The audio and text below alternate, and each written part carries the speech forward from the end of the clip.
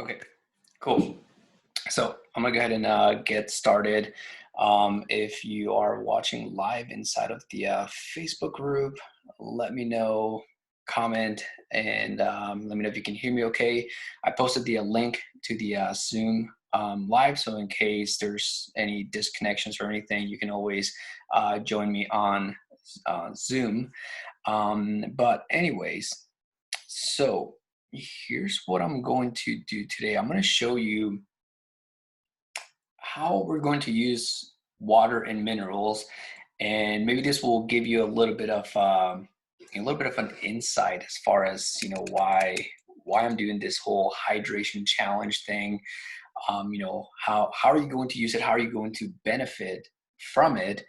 And you know, what are ways that you can actually expect to get energy from it? Because that's really what matters, right? Is that you begin to feel better with doing this. So all right, let me share my screen, and I'm going to share with you a couple videos here.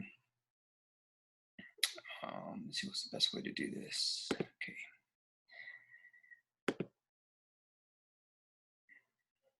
All right. So you should be able to see this video right here. So let me play this video real quick. So this video basically explains how batteries work. So I'm going to play for a little bit.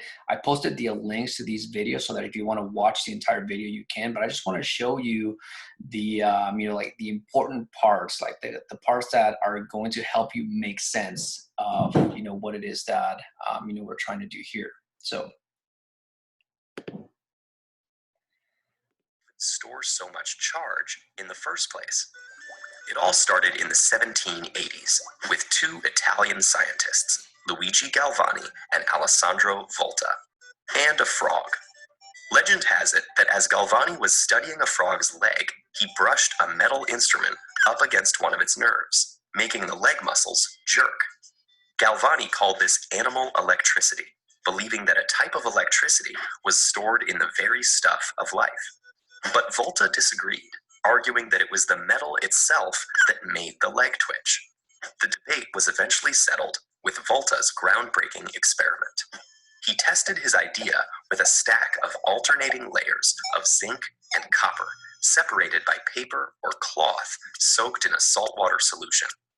What happened in Volta's cell is something chemists now call oxidation and reduction. The zinc oxidizes, which means it loses electrons, which are in turn gained by the ions in the water in a process called reduction, producing hydrogen gas. Volta would have been shocked to learn that last bit. He thought the reaction was happening in the copper rather than the solution. Okay, so what I want to point out, from this video, and this is really what I hope that you guys get out of this. Notice how this is just explaining like the very basics of how a battery works. And one of the things that he pointed out was the solution is basically a salt water solution, and what's really going on, it's like in the hydrogen exchange, right? There's ions being exchanged. That's all that a battery is. That's basically how energy is produced. Now this is just explaining the process in a battery, but now I want to show you that process, how it happens in the body. And this is, again, I have the link to this video if you want to watch the entire video, but I just want to point out this little part, right? I don't want to play this whole 15-minute video, but just to kind of give you an catch up, I guess, to where this video is at. They're basically explaining how the mitochondria functions. And so for those of you who don't know, and if you've been on my email newsletter, one of the things that I like to point out time and time again is that the thyroid doesn't produce energy, right? A lot of people think that the reason why they are tired all the time is because they have low thyroid function. And, frankly, that's pretty much what they make you believe. But really, once you step out of that and you understand that, wait a second, the thyroid doesn't make energy. What makes energy is your mitochondria. This is what you're looking at. This is your mitochondria.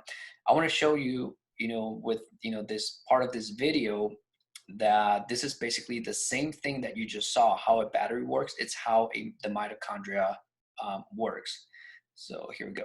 That's jumping from one enzyme to the next. When these electrons go from one enzyme to the next, they're going from a state of higher energy to a state of lower energy. And when electrons go from a state of higher energy to a state of lower energy, they release energy. So we're just going to write energy kind of coming out of that, out of those arrows. And that energy is used for something. The enzymes in the inner mitochondrial membrane use that energy to do something. They use that energy to pump hydrogen ions out from the matrix and into the intermembrane space. If you recall, the intermembrane space is the space between the inner and outer mitochondrial membrane. Yeah, that sounds familiar, pumping hydrogen ions out. So we're going to have, at the end of this process, a whole bunch of hydrogen ions in this intermembrane space. Okay. So, the reason why I want to point that out is because the more that you understand how your body works, things that I do all of a sudden like make sense. And this is kind of like the, more or less the epiphany that I had. And like a lot of this stuff I understand just because, I learned a lot about this from brewing beer, producing ATP, which is energy, which is what batteries have. And so I'm trying to like simplify this as much, because a lot of people think that, I'm doing a hydrate challenge. Like I'm just trying to get people to drink water. Well, there's a lot more to it than that. And so to help you understand why water, why minerals, I have a blog post, and again, the link is in the description of the of this live video, so you can watch these videos later on. But I just want to point out, a couple of things. So in this experiment, Dr. Kassar from Earther Academy, Earthshift Products, he basically did an experiment where he added minerals to the plants. And the one thing that, if there's like the similarity here that you want to understand is a lot of issues that people have are essentially gut related issues.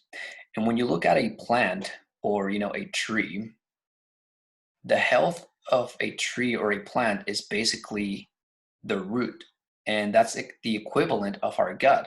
And that's why, like, if you start to learn about gardening or planting, you're going to basically learn about the same things that I learned when brewing beer, which is the same exact things that you have to learn if you want to learn how to improve your gut health. If you want to learn how do I, like, if you ask me, like, what do I do when I work with people and help them get more energy? I basically help people optimize their microbiome.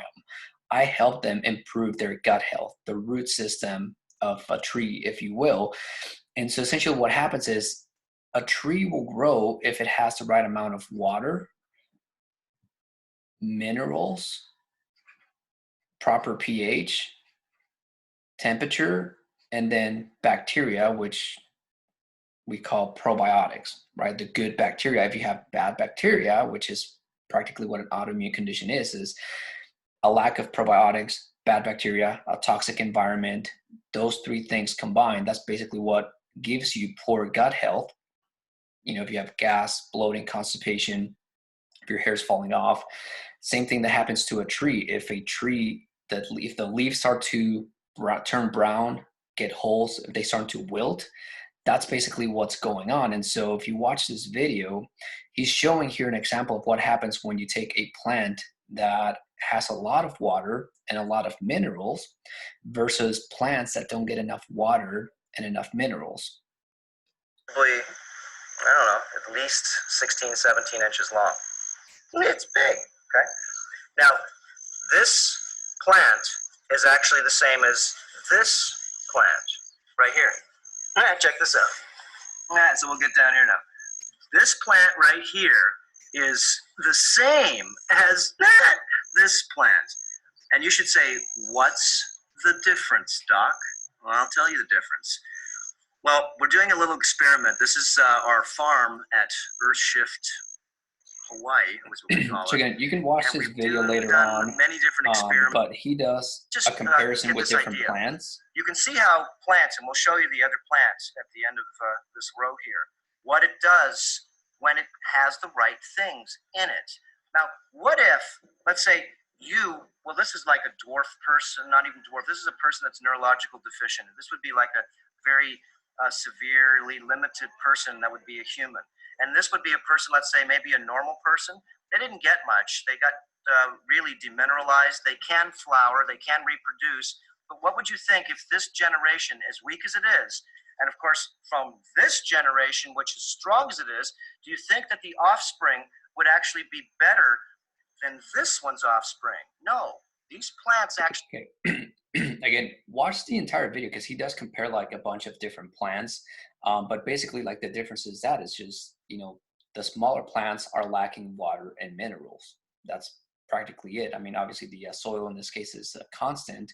But then there's this other video up here, and this one shows you what minerals actually do for you.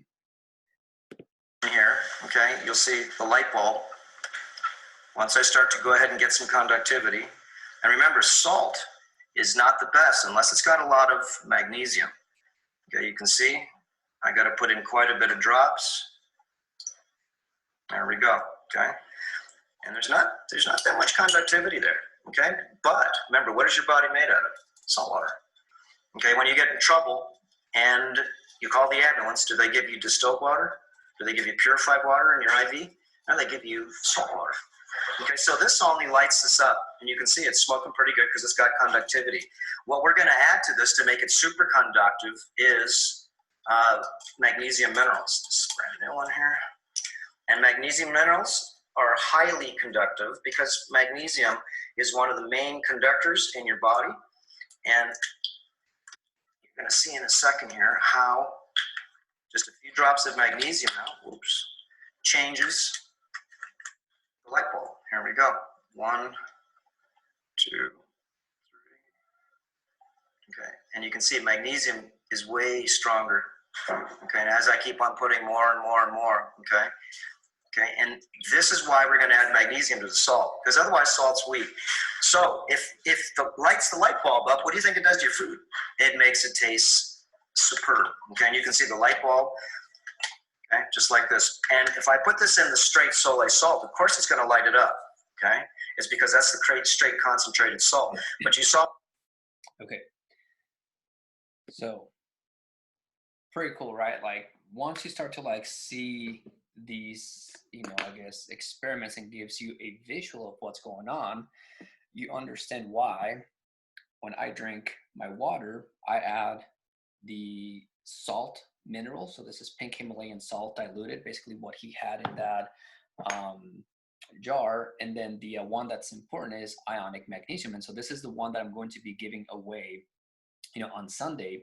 And so now you can see, like, if I were to give you a visual representation of what is going on, make the screen here big. So we saw that we have the the battery example. Every cell of our bodies has what's called the mitochondria, and that's essentially a battery. So you have a positive to negative, and just like any other battery, you need some sort of conductive material, right? And so in this case, magnesium is one of those, right? Obviously there's copper, zinc. I mean, if you look at the wiring in your house, when you go plug something in the socket, there's copper wiring, right? That's a conductive material that basically allows you to use the energy. So a lot of people, what happens is when you eat sugar primarily, okay, when you rely on sugar as your main source of fuel, and sugar, when I say sugar, that can be any kind of carbohydrates. And a lot of people don't think of certain carbohydrates that are salty as sugar. But for example, if you eat bread, that starch that turns into sugar. Starchy vegetables, like even like broccoli, for example, that starch, that turns into sugar, right? So even if it's, bread and butter, even though it's salty, that turns into sugar. And so when that is your main source of fuel, what happens is that there's a lot of oxidative stress that happens in the cell, and a lot of that oxidation basically demineralizes you. And so it's kind of like rust on cables, right? And so what happens when you're on this diet, which is practically what most people are on, what they call the standard American diet, you begin to lose conductivity. And this is one of the reasons why you start to feel tired. Okay, this is just only one of the reasons, but for me, it's like the most important place to start to get more energy. It's because your body, if you wake up, okay, if you are awake, you have energy. But the problem is that you're not able to use it. And then the second problem is the reason why we're developing a habit of drinking water and hydrating has to do with food digestion. And we go back into the gut. When you compare our bodies to a tree, right? You have the root system. Everything that we eat, all the food, this is basically where we get energy from, right? It's from food, from water, and it's the mitochondria basically making energy for us. Food needs to first be digested. Now, you cannot digest food without the proper amount of water and minerals. Second thing is that after the food has been digested, the body needs to basically uptake the nutrients. So similar to a tree, like the roots, basically what they do is they take nutrients from the soil and then they basically send it up right through the branches and they deliver it, right? So that's basically uptaking nutrients. And it's the same way in our guts. Our gut is just like that root system, right? Our intestines, our small intestines, that's basically where all food essentially gets uptaken and gets delivered to all parts of our body. So, say for example, you eat protein, like chicken or whatever, and that protein needs to be broken down into amino acids. So digestion is basically, think of it like a chain, right? Where every link is an amino acid, and digestion basically means that you're breaking down that chain into smaller and smaller components until you get to a single link that's an amino acid. If you're not able to digest, right? And how do you know if you're not able to digest? I mean, you can feel it when you eat. If you get gas, bloating, constipation, if you get tired, like 30 minutes after you're eating, you're wanting to take a nap, that's basically what's going on. Those are digestive issues. And without amino acids, your body can't make hair, right? Hair is made out of protein. The body makes protein using the amino acids from the food that you eat. It uses amino acids to make thyroid hormone, right? T4. It uses amino acids to convert thyroid hormone T4 into T3. That happens in the liver, right? It uses amino acids to make melatonin, which is the sleeping hormone, right? So now you guys are starting to see and understand that a lot of the issues that people have when it comes to being tired all the time and not getting enough sleep have little to do with the thyroid and a lot more to do with gut-related digestive issues. Okay, so for me, when I first started and I understood this, this whole concept, I understood wow, 80% of your immune system is your gut. And I mean, when I think of that, I think that's why they say your health begins in the gut. What I started to understand was wow, if my hair's falling off, that means that I'm not digesting proteins, I'm not getting the nutrients. So even if I'm eating the food that has the nutrients, your body's not going to uptake it. Okay.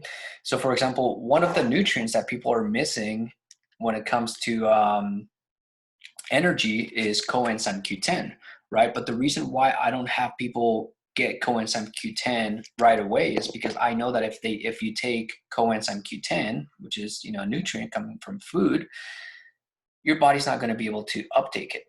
So what do you do? How do you overcome this? How do you fix it? This is basically my blueprint, right, that I'm sharing with you. And, I'm doing as best as I can. I'm literally compressing years and years of information. There's a lot of nuances.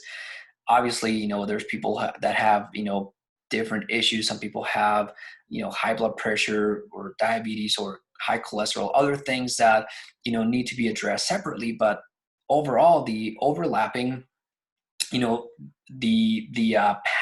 overall path that I believe is the easiest and, what seems to be somewhat universal is you start out with adding water and minerals to your diet, right? And make that part of your diet, give it the importance that it needs, because now you know that that is what allows your mitochondria to function, and your mitochondria is part of your immune system.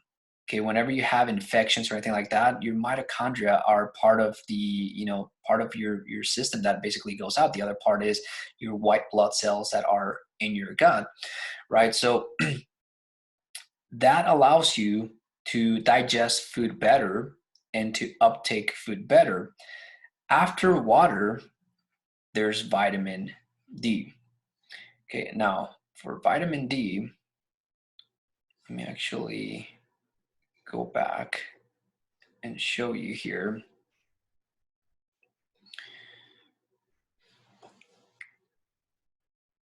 Let's do a little Google search. If you look up vitamin D and then immune system, what you're going to see, and there's a ton of research on this that basically says, vitamin D is associated with increased, autoimmunity, as well as, increased susceptibility. Basically, the higher your vitamin D levels, the stronger your immune system, right? Deficiency in vitamin D is associated with increased autoimmunity. Let's see if I can read a couple more here.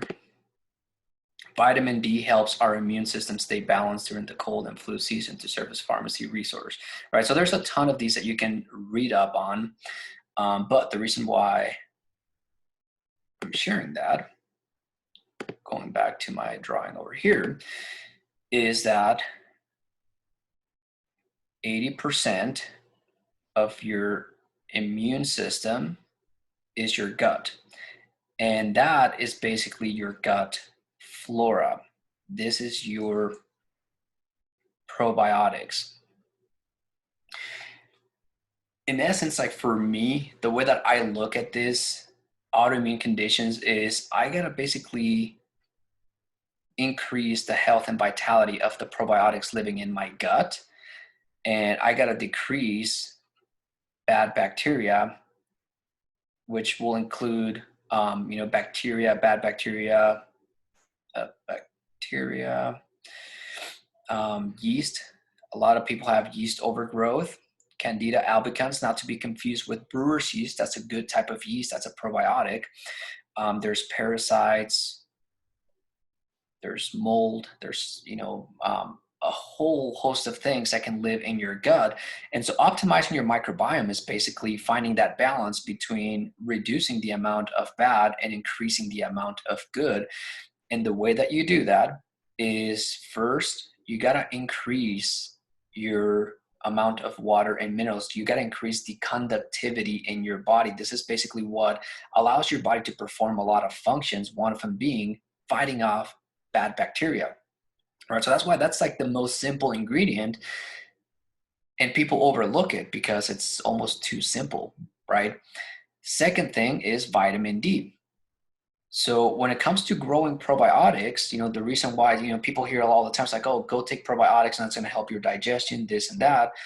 Sure, but if you have low levels of vitamin D, you're not going to be able to grow probiotics, right? So this is one of the other layers that I add to basically what I did. And again, this took me years to figure out. I didn't do it in this order. I'm giving you this order after years and me wasting thousands on supplements that I'm like, oh, that didn't work.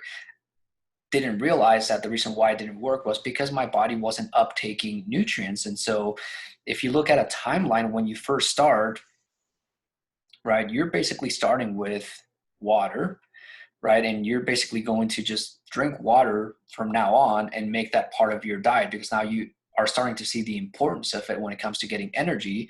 And then when you start stacking things like, you add vitamin D to your diet, right? Now your digestion is starting to improve. Now you're probably going to start to feel, like when you go to sleep, you're actually going to sleep a little bit better, right? You're going to start making little bits of improvements.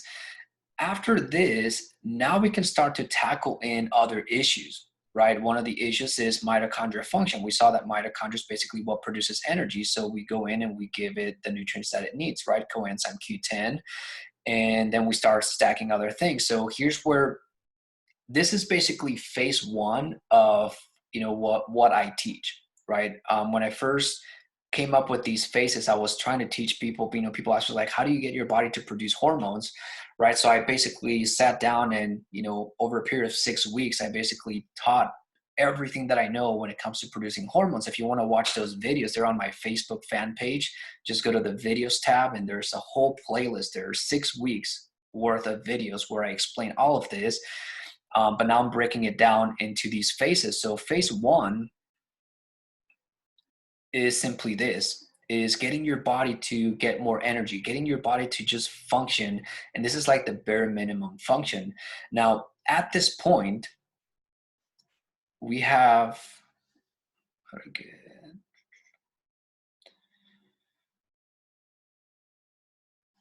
here we go. Okay, so phase two,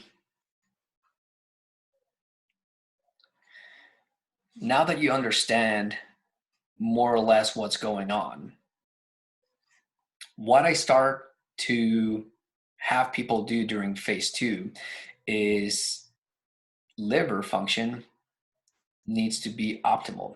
Okay, so this is the trickiest part to really get people, and this is one of the reasons why I have to this is one of the reasons why I make myself available one-on-one, because everyone's starting at a different place.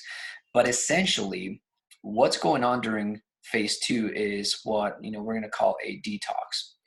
So what you have to understand about phase two is that if you have bad bacteria, and when I say bad bacteria, I'm putting that, like I'm talking about all the bad things, yeast, mold, fungus, parasites, viruses, everything that's bad.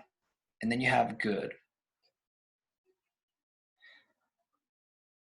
So my big epiphany came when I understood, gut health, and I'm looking at this like, okay, when I brew beer, essentially what I do is I take water and I add water to grains, and that basically begins the whole digestion, and fermentation goes on from there. But the whole process, the whole brewing process, we have a fermentation vessel. We have basically water and sugar, right? Yeast eats sugar, turn it into beer.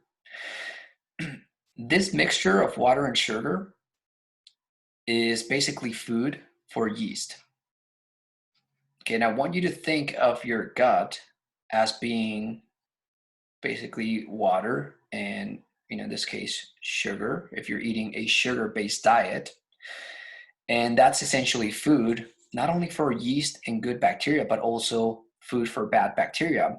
And this is why once you get to this point where you have autoimmune conditions, where you have, what in brewing beer, we call it, when you have a spoiled batch of beer, basically when you have wild yeast or bad bacteria that inoculated and basically spoiled the beer, you're basically at a point where you have to dump everything, get rid of any porous material, and clean and sanitize anything that is non-porous, like glass or metal, that can be salvaged. But anything that's porous, like wooden spoons or anything like that, that for the most part gets tossed in the brewery setting because you can't really clean it. Well, when I saw this and I understood this was my epiphany. That's like, wow, like your gut is just like a fermentation vessel, and having bad bacteria is just like having a spoiled batch of beer. And your gut is a porous material, and that's a big problem. You can't really just toss it. You can't replace it. You can't really clean it and sanitize it as easy as you can a non-porous material. And so when people ask me like, how much water should I drink? If you look at the intestines, right? It's, you know, it looks kind of like a pipe, and right, you have like all these, you know, whatever you call them. When you zoom in, for example, into this part right here, this part right here actually has that same pattern, right? And then that pattern, if you zoom in again, it has that same pattern.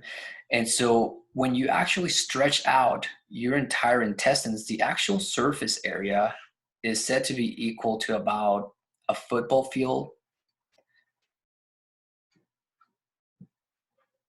soccer field, some people say a tennis field, whatever it is, it's a lot, it's a big surface area. So think about it. If you drink 2 quarts of water, what is that going to cover on a football field? That's like not even a little puddle. That's what you're trying to clean. That's what you're trying to detox. So when people ask me like, how much water should I drink? To me, it's like, well, think about all the hose, the entire piping, the plumbing that you have inside of you that you have to clean.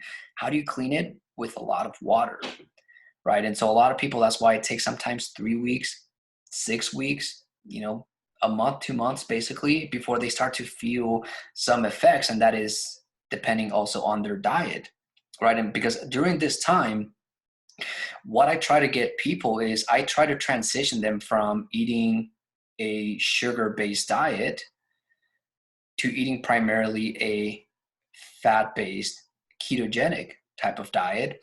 And the thing that you have to understand is that, you know, the way that your body uses fat as a source of energy is through ketones, and that is what the liver does for you. It produces ketones, and that's what gives you energy.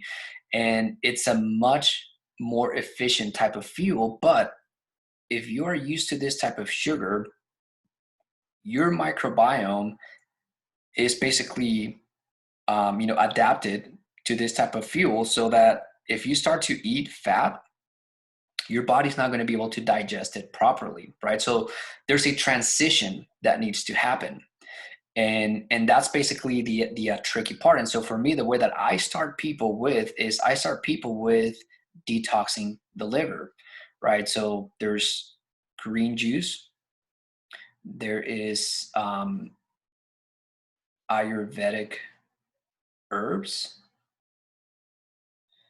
And you know, the green juice that I use actually has Ayurvedic herbs, but then I use other Ayurvedic herbs that I think are a little bit more potent. And then there is things like reishi mushrooms and other adaptogens that are really good for detoxifying the liver. And so it's a process where you start to detox the liver, so that as you begin to transition from a sugar-based diet to a fat-based diet, your body's actually able to digest food properly, right? Because you're going to run into the same type of digestive issue if you don't do this, right? So then after that, now you can start to basically go into phase 3. And phase 3 is really you know, when you switch from detoxing your liver to actually detoxing more of your gut. And phase 2 and phase 3 overlap a little bit, in the sense that what we use for detoxing primarily is basically fasting and a lot of water. Okay, and so understand that you know, everything that I do is natural, and I stay away. I mean, the reason why I started this whole journey was because I was told that I was going to have to take hormones for the rest of my life, and I was going to be given medication for the rest of my life, and I did not want to go that route. And I'm grateful that I understood this part right here. And the only reason why I understood it was because of my background on brewing beer. It got to a point where I started asking doctors about this, and they didn't know anything. Even, you know, I told a story about talking to endocrinologists about this, and they'd never heard any of this. And that's when I realized that, you know, what doctors learn in school is not health. Okay, they don't learn about health. They learn about disease, and they learn about medication. If you want to learn health, you have to go out on your own. And this is why I'm teaching health. Okay, I don't treat disease, I don't cure disease. I'm not here to diagnose or do anything like that. I'm not a doctor, I'm a brewer. And my passion is in teaching and understanding health, how the body functions. And this is basically what that is. So let's go on to phase 3. Okay, this is my entire blueprint. Okay, so I know there's people that want to do this on their own, and I'm giving you as much as I can, but trust me, I mean, if you watch my 6 videos on hormone bootcamp, you can see that there's a lot more to it. This is just the simplified, compressed version of it. Phase 3, this is where we go in and we really tackle your gut. Now, fasting is the main tool that I use at this point. Fasting, and then there's water. Now, I'm gonna dive a little bit deeper into water, but before I do that, the thing with fasting, and the reason why I usually start people with fasting, just because I know that it's that potent and like it's that powerful. But what happens when you fast is that it takes about 12 hours for your body to enter the fasted state. So say you eat at 7 p.m. and then you go 12 hours, so 7 a.m. you wake up. This is a transition period. Okay, so in the transition period, that does not count as fasting. Your fasting period starts about 12 hours later, right? So this is why I don't eat until maybe about 1 p.m. And lately, I've actually been doing just one meal a day. So I've been doing about 12 hours of fasting, but I usually start people with about 6 hours. Now, during the fasting period, basically, this is when your body goes 12 hours without getting any sugar. It basically goes and says, okay, we need to burn fat as a source of fuel because we're out of sugar. So it basically turns your fat burners on. Now, before you go on and start fasting, just because you hear that this is how you burn fat, which it is how you burn fat, understand one thing. Okay, this is the main thing that I want you to get out of this. When you have autoimmune conditions, you have bad bacteria. What bad bacteria do in your gut is you're eating food, okay, whether that food is healthy or not, even if it's organic, even if it's raw or whatever it is that's, good, you're eating that food, you're feeding bad bacteria. The reason why bad bacteria are called bad is because they eat the food and they don't make any nutrients for you, first of all. And number 2 is they release toxins into the body. And what body fat does for you is that fat basically encapsulates toxin and it protects your body from all of that toxicity. So what happens is you eat food, right? And then you get all this toxic waste going out into your body. That's why 30 minutes after you eat, you start to get tired. It's because of the extra toxic waste that's now being in your body. And then when your liver gets clogged, right? This is basically when you start to get brain fog. All of these things are going on when your system's just overloaded with toxicity. Okay, so fasting turns your fat burners on. So what that means is that it's going to start to break down fat. The problem here is that when you start to break down fat, you release toxins that were being encapsulated in that body fat, right? So if you look at your body and if you have a lot of body fat, don't think of it as having body fat. Think of it as having a lot of toxic waste. And body fat is good. It's protecting you from it. So this is why phase 2 is important, because the way that you're going to get rid of toxins is through your liver. And so you need to detoxify your liver. You need to clean up your liver so that when you go and start fasting and you start breaking down fat, the toxic waste can actually be flushed out by your liver, because the moment your liver gets clogged, there's a pressure relief valve, if you want to call it that, a backup basically, where it's just like a toilet. When it overflows, then it goes into the bloodstream, and now you have toxic waste all over your body. And that's basically why sometimes people say that fasting isn't good for you. And it's not that fasting isn't good for you. It's just that you have to learn to do it right. And this is how you do it right, is you have to make sure that your liver is able to take on the fasting that you're going to do. And you start out with 1 hour, 3 hours, maybe 6 hours, depending on how clean your liver is. And then as your liver gets cleaner and as your body gets cleaner, you're able to do fasting for longer periods of time, like I do, right? I've done up to, water fasting. I've done up to 7 days. And again, I have videos on my fan page where I basically document everything. And I'm talking about how that did, where for 7 days, I had no food. I only drank distilled water. I've done 90-day juice fasting. So that's a little bit different because now I'm adding, with juices, you get a little bit of nourishment. So you can do it for a little bit longer. And it wasn't a full 90 days. It was more like a 30-day.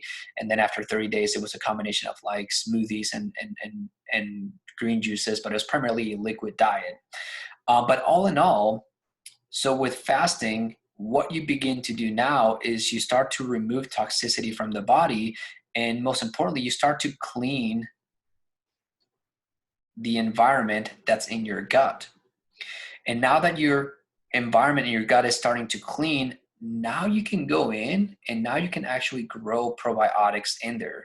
Okay, when you have a dirty gut, trying to grow probiotics in a dirty environment is almost pointless. Like you're essentially, like when you look at your gut, think of it as like a village, right? You have all these little houses, right? You have your parasites, you have your mold, you have your yeast and all that kind of stuff.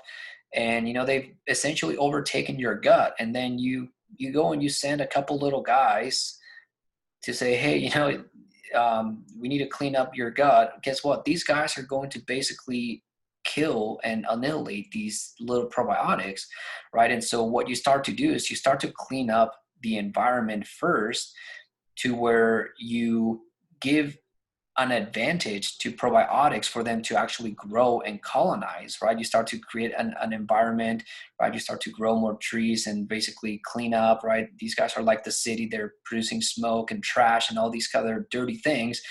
Whereas your probiotics are kind of like nature. They produce, the trees, the leaves create oxygen. They clean the environment. You have clean water. You go to the city, you got dirty water, right? You see the parallels there. That's basically what's going on.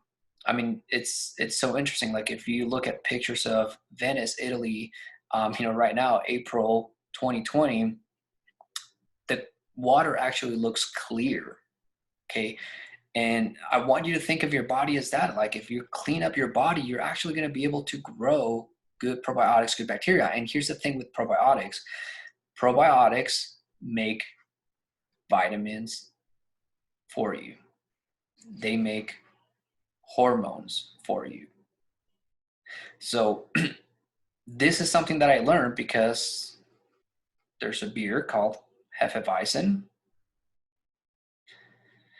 And Hefeweizen basically means Hefe is yeast. Weizen is wheat. So it's a wheat yeast beer. And the yeast that is used to make this beer, it's a brewer's yeast. And that brewer's yeast is actually what a lot of people use for B vitamins. It's the yeast that makes the vitamins. It takes the nutrients in wheat. Wheat doesn't have B vitamins. It has the precursor to make B vitamins. It's yeast that make B vitamins out of it. Same thing with vitamin A, right? When you eat a carrot doesn't have vitamin A. It has beta carotene. That's a precursor to vitamin A. What makes vitamin A? Probiotics, right? When you make kimchi, sauerkraut, right, and you throw in some carrots in there, the lactobacillus and some of these other probiotics, they take the beta carotene and they make vitamin A. How do you make vitamin D? Probiotics. Vitamins A, D, E, C, E, K, probiotics. So this is basically what my entire journey has been about. And this is why my diet, I don't have a name for it. I just call it Beer Diet Project. And it's because everything that I learned and everything that I did, it made sense because of fermentation, what I did when I was brewing beer. And this is essentially the three phases that that I followed. Let me get out of here. There we go. Cool. So I hope that made sense. This is about as simplified as I can make my entire process seem and sound. But obviously there's a lot of nuances, okay? And some of those nuances, like I actually want to point out, because, I'm talking about water, and let me actually read some of these comments. So she forgot to post my water pick. No one posted their water picks today. So, and we'll talk about that later, but watch the replay feeding your kids. Okay, that's cool. Sandra, Lady Sandra. And then Christina, hey, glad that you guys are here. By the way, if you have any questions, let me know because I'll answer some of those questions. But I want to talk a little bit about water because, for phase 2 and phase 3, water is really what you're going to be using primarily to clean up your body, to digest food. And you're going to see, like, when you transition from a sugar-based diet into a fat-based diet, you're going to essentially notice that your need for water is going to increase. What you're also going to notice is that the amount of minerals that you're going to need to digest fat is going to be different. You're going to need more minerals to digest fat, right? And there's things that you have to like pay attention to. So that's one of the reasons why when people ask me like, how much water should I drink? There's really no clear and cut answer to it. All I can say is it's going to change. And the best thing that you can do is to get to know how your body is feeling. So you start out with maybe 2 quarts of water and see how you feel with 2 quarts, which should be about as minimum as you should be drinking. And then if you're 120 pounds, try 120 ounces of water, which is your body weight in ounces, which is a lot of water, right? And so you're probably going to fall somewhere in the middle, okay? And what you're going to, like, the things that you want to pay attention to, okay, these are things that no one can teach you because only you know your body. Like, only I know my body. Like, I know when I drink this much water, I know how my body feels. I know that, if I drink water and I don't add minerals, I know that I have to go pee a lot more. But when I add minerals, my body actually uptakes those minerals and it also uptakes more water. And so I don't have to, go pee as much. Also, when you first get started, you're probably going to have to go pee a lot more, but that's more because, if you're chronically dehydrated, your kidneys, your pancreas, and like some of your organs are just going to suck up so much water, and you're still going to be thirsty. You're still going to have that need for water. So there's like an adaptation phase, but play around with that. And then once you get more advanced and we start getting into detoxing, which again, like, when it comes to water, like I have an entire book on water. So this one, I didn't write this one. The one that I wrote a book on brewing beer, by the way. So for those of you who don't know me, I used to teach how to brew beer. So this is my book. And one of the chapters in here, I talk about water. And I won't get into that. But what I want to get into is when you read books on brewing beer and you start learning about water, there's a distinction made that brewing water and cleaning water is not the same thing. Brewing water, you need minerals because that's what triggers the enzyme activity, which is what digests food, what digests barley and wheat. Cleaning water, and actually I want to draw this out because I think that this is an important piece to understand. Where did my drawing board go?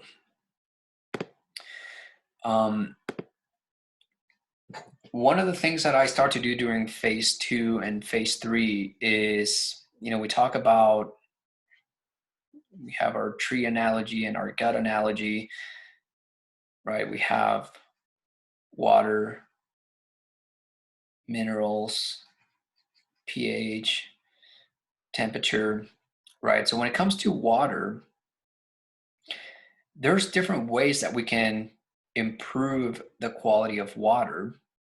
One of them being you have RO water, you have distilled water. Distilled water is the cleanest source of water. This is basically, just like nature, you have water that evaporates and then you have a cloud that forms and then you have rainwater. That's basically pure H2O coming from condensation. That's what distilled, that's what I have. I have a distilling machine and that's what it does. It evaporates water. And then once the condensation falls, you have pure clean water. The thing that you have to understand about water is that everything that touches water is pretty much going to look to dissolve into it, right? That's why water is like the best solvent out there. Like that's what it does for you. So when it comes to cleaning water, the way that I want you to think of it is if you have a glass of water, okay, if you start adding things to it, okay, even if it's minerals, the moment you start adding minerals, you're basically taking up space in this water, right? So this is just to give you a visual representation. Now you have less water available to have something dissolve into it. And so when you're looking to clean your gut, remember, you're trying to clean an entire soccer field. If you have minerals in it, that's less water that's being used for cleaning because it's got minerals in it. Okay, and I'm not saying that minerals are bad. I'm just giving you an example here. Let's say you drink tea or you drink coffee or you drink juice, right? Anything that is dissolving stuff into the water, the more of anything that's in the water, the less that water is being used for cleaning. Okay, now the reason why I stay away from plastic bottles is because plastic will actually leach into the water. If you understand the plastic industry, plastic is a byproduct of oil being refined into gasoline. And basically, these oil companies have a ton of trash, a lot of this waste, and they needed to do something with it. So what did they do? They basically created bottles. And so you're not buying water from them, you're buying trash, you're buying a water bottle, and now you have to dispose of it. And that's really one of the big issues that we have in our environment.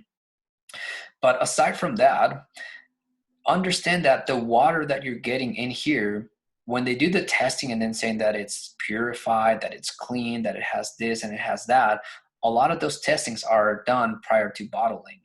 Once it goes into the bottle, there's no test done. And so you don't know the amount of toxic waste and materials that are in this plastic that are leaching into the water. And that water, as you're drinking that water, it's not cleaning you. And not only is it not cleaning you, it's actually adding waste into your gut. Okay.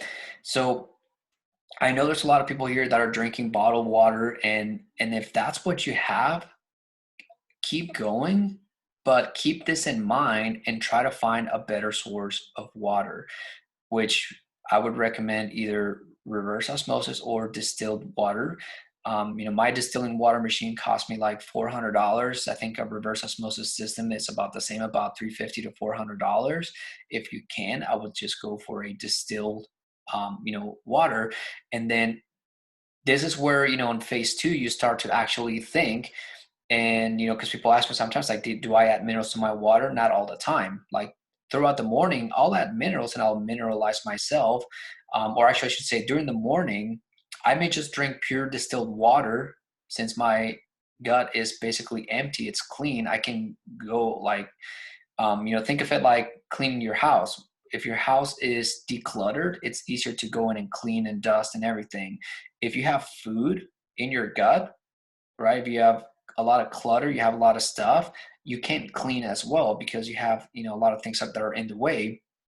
But so when you start to get into fasting and all of that, now you can use distilled water to clean, and you can start to really speed up your process and understand that the more that you clean your gut, the higher your energy levels are going to be. Okay, so this is the long-term game, right? Phase one is you will get more energy. You will start to sleep better just by adding water, minerals, vitamin D, coenzyme Q10. And then when you start on phase two, you're going to see even more energy. And you're going to see that the more that you clean your gut, the higher your energy levels are going to be. But not only that, you're gonna start to lose body fat, and you're just going to start to feel much better. I mean, there's just so many benefits that go in with this. Let me go back here. Cool. All right. Any questions? Let me go back to the chat here and see. And there's a little bit of a lag between Zoom and Facebook.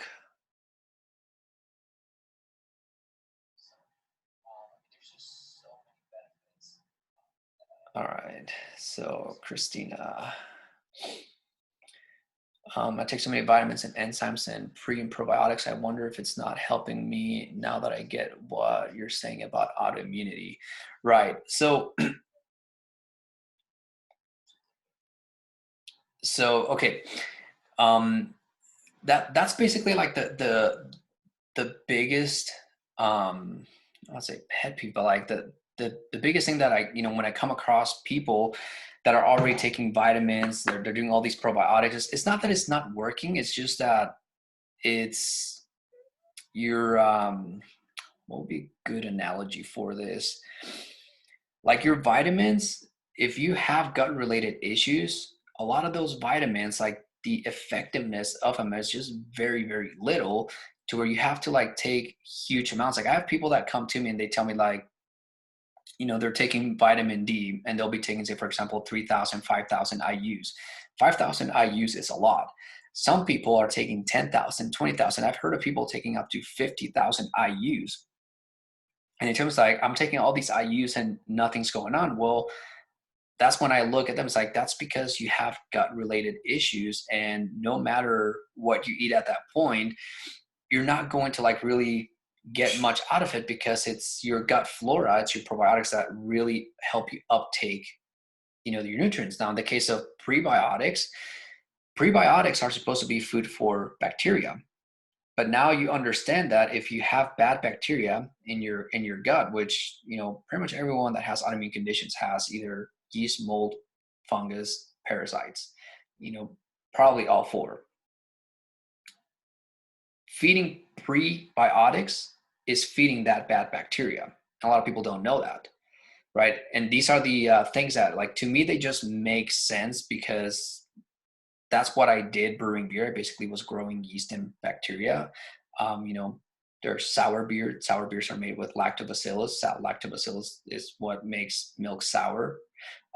Anyways, adding probiotics, most people take probiotics in capsules that are freeze-dried, right? If you open it up, they're just like little powder.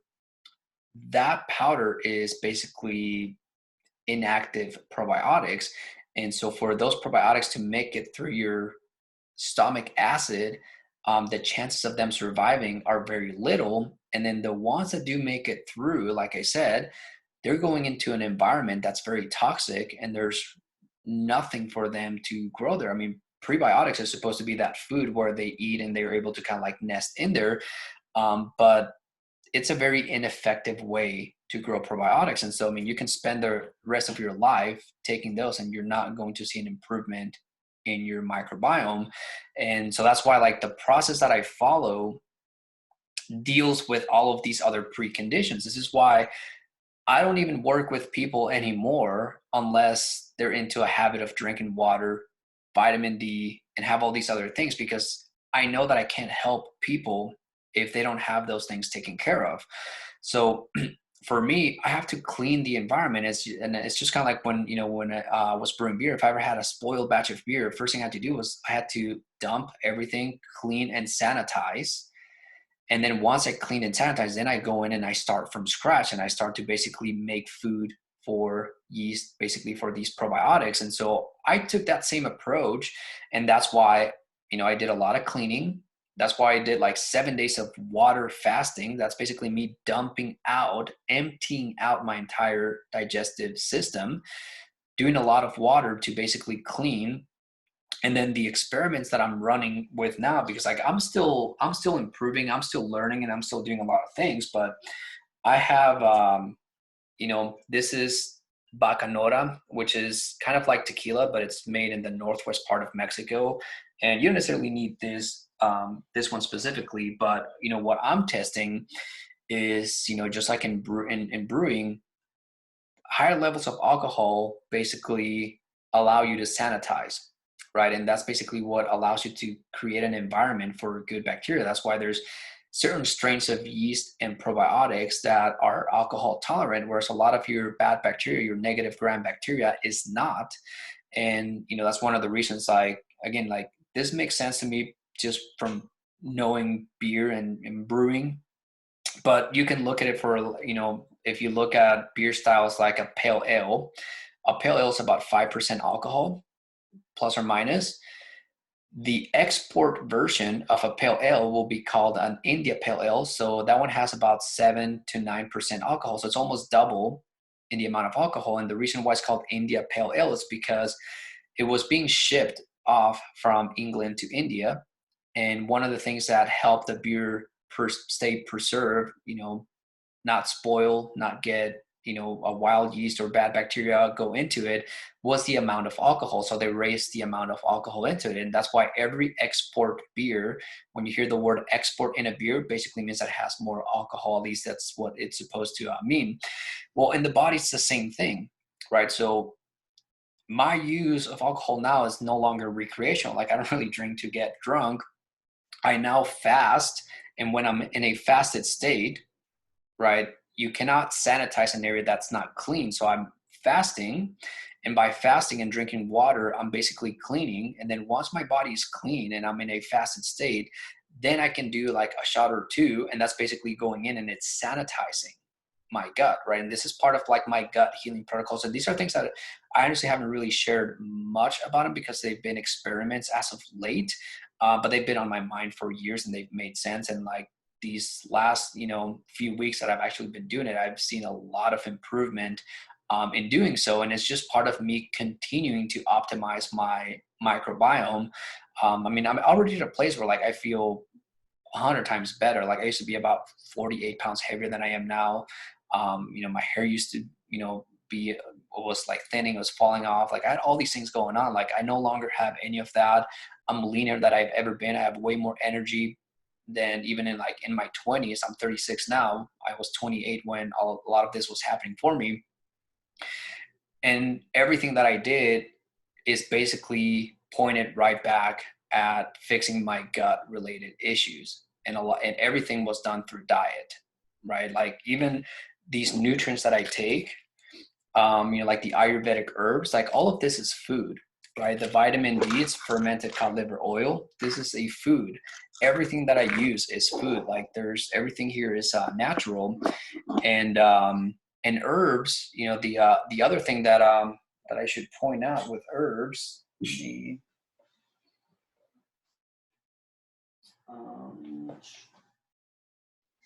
we go. For those of you who don't know,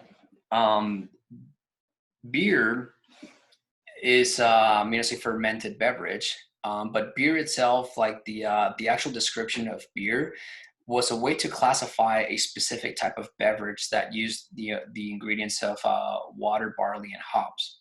Okay, yeast wasn't even in there. Yeast. This is what's fascinating. Okay, people knew how to do this stuff for thousands of years before they even knew that yeast existed, which is before people knew about probiotics or any of this. But anyway, so prior to this nomenclature, this was in like 1850 something. The Reinheitsgebot law in Germany is what basically established that beer was a product where it used water, barley, and hops. Prior to that, the beverage was called ale. And the word ale was used because fermented beverages were used as medicinal. It was basically the real and traditional medicine that was used, in the days. And so I learned a lot about that from, books like Sacred Herbal and Healing Beers. And the thing to understand here is like the herbs. Okay, so Ayurvedic herbs and all the herbs that I use in my diet, a lot of those herbs were used for cleaning purposes, because the people that use these beverages, they understood that, the gut related issues. I mean, I don't know who was it? Whoever said this quote, health begins in the gut. That was a long time ago. Okay. So for people to have known this stuff back in that day, before they even knew the word probiotics, before they even knew that, there was bacteria and yeast in beers, right? But people knew how to make these drinks, and they knew that these drinks will actually help your gut. Okay. And that's because a lot of these herbs, what they are is they're detoxifiers, they are cleansers, and they help get rid of a lot of the, well, not a lot, but like many of the bad bacteria and parasites and things like that. And so these are things that you have to learn. And this is really what my protocols involve, is basically learning more about herbs. What herbs do I use to detoxify and doing all these things? And so that's basically what my project has been. And so, the reason why I share all these videos and try to like get people to, drink water and experience, getting healthier, is because I know that this stuff works. It just requires work, right? Brewing beer, that requires patience. It requires time. Like I just showed you, like the length of your intestines is a big field that you have to clean. It's going to take time to clean that. But if you're serious about getting more energy, if you're serious about improving your sleep, if you're serious about truly taking control of your health, like this is it. Okay. Like this is literally it. And anyone that wants to do this, like I will guide you as long as you show me that you're doing the work, because it's a lot of work. It takes a lot of time. And so that's one of the reasons why when I, ask people to post pictures and show me like, hey, are you drinking water? Are you doing vitamin D? Are you doing this? That's because that tells me like, okay, if I start to give you things like, the green juice and some of these herbs to start to detoxify you and start to get you into fasting, I know that you're going to need that mindset of this being a long-term game. But I also know that if you go through the initial phase, just doing the water, the minerals, the vitamin D, coenzyme Q10, and maybe even like the green juice, just with that alone, I know that there's a lot of people who are going to get so much energy. And for some people, like that may be enough. That may be all that they want to do. Going beyond that is really for people that understand this, and all of a sudden you realize, holy shit, like I have no other option. And like, well, in my case, I don't see any other option. Like the older I grow, the dirtier my gut is going to get unless I clean it. Okay. If you're eating food every day, your gut's just getting dirtier and dirtier and dirtier. And so the only thing that you can do is keep it clean. It's easier to keep it clean than it is to clean it up. The hard part is to clean it up. Once you clean it up, now you gotta maintain it. Man, my throat just got dry. Hold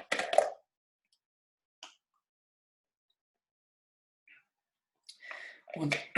Once you get your gut to a clean place, now you have to like maintain it, and it's much easier to maintain it. And once you get into like that habit, you just don't go back, because you feel better and you understand. You wake up, if you will. You realize, all the food that you used to eat, I miss a lot of it. And it's not to say that I won't ever eat like bad stuff. Like I love pizza. I love some of these foods. Like I'm human. I'm a normal person. Trust me. But now I've just come to the point where, I mean, I feel so good, and I know what it was like when I had no energy, when my hair was falling off. I don't want to go back to that.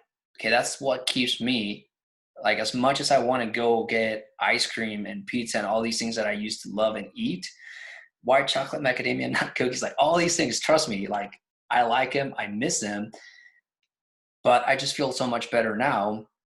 And not only that, like I feel that, by me teaching this stuff, well, number one, I have to practice what I preach. by showing people, like, that also drives me, because I see success stories like Ina's, like, you know, Brooks, you know, Sylvia's. I mean, I have like a list of people, and I just found purpose in this, to where I want to create 1,000 success stories. And I'm just waiting for people to wake up and raise their hand and say, hey, I want to do this. So if you want to do this, this is your chance. Okay, I'm guiding you right now through everything. Like, I'm not holding back anything. I'm not going to have you buy anything that's not needed. I'm just giving you exactly what you need step by step. And all you have to do is follow along. And if you follow along and you show me, trust me, I will reach out to you, and I will basically give you my personal one-on-one time and guide you to make sure that you're doing this the right way. And that's really my wish. So that's all that I've got for today. I've already gone over the hour, but I think that was important for me to share. I'm just going to check one last time for comments. And always wonder why nothing makes me feel better. Tina, nice to see you here. Yes, are you going for at least 24 before I go to bed? This is, yes, yes. And see, that's a cool thing. Like, Tina, thank you for posting that, because you know, there's like 1,000 people in this group. And I know there's a few people that are doing this in private, that, you know, that are not wanting to basically post and be public about this. And I understand that. But that's a cool thing, though, that if I see someone like Tina, we're not drinking any water. The fact that we got one person to do this, like, if I can change one person's life, like, that fuels me to keep going. Okay, I've been sharing this information since 2013. Okay, and every time that I change someone's life, it keeps me going, because this topic, I've taught it so many times, to where, you know, I'm practically repeating myself, but I'm repeating myself because I know that I'm talking to new people. And so if I can impact one person's life, like, trust me, like, Tina, like, you just made my day, my week, possibly my month. You know, same thing with, you know, you, Christina. So thank you guys so much. And I'm going to keep going with this. And in fact, I'm going to actually reach out to both of you and see how I can better help you and better serve you. So that's it for tonight, though. Thank you guys for joining me, and you guys have a great rest of your night. I'll talk to you later. See ya.